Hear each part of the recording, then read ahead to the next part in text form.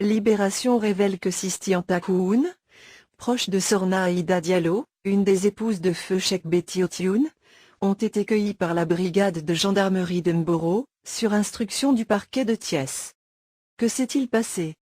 On sentait déjà la tension, vite démentie, au lendemain du rappel à Dieu de Cheikh Betty Otioun.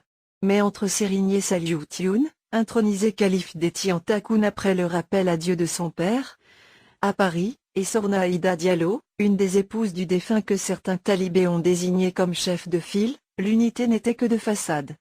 À preuve, le pire a été évité de justesse il y a de cela quelques jours, à Mboro-Plage, où Cheikh Betty Otioun a construit une magnifique résidence.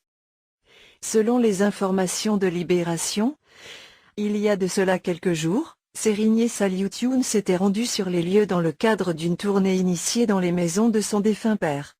Mais à Mboro, il s'est produit une scène inédite, des Tiantakoun chargés de gérer la maison, se sont mis à contester son autorité, scandant qu'ils ne reconnaissaient que Sorna Aïda. Ils seront tous virés des lieux séances tenant avant que Serigne Saliou Thioune ne désigne un de ses hommes de confiance pour veiller sur la maison.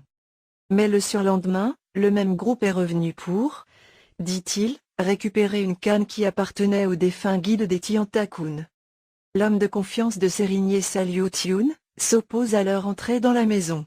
Il sera tabassé jusqu'au sang avec des blessures graves entraînant une incapacité de travail de plusieurs jours. L'affaire a finalement atterri au niveau du parquet de Thiès. Et, avant hier, Sisti Antakoun, proche de Sorna Aïda Diallo dont un dieu vrigne au moins, ont été cueillis par la gendarmerie de Mboro sur ordre du parquet de Thiès après une plainte pour coups et blessures volontaires. C'est d'ailleurs aujourd'hui qu'ils seront présentés aux représentants du ministère public. Malgré les apparences, la tension est vive entre les deux camps. On signale d'ailleurs une série d'incidents qui se seraient passés dernièrement à Mbour. Une affaire à suivre.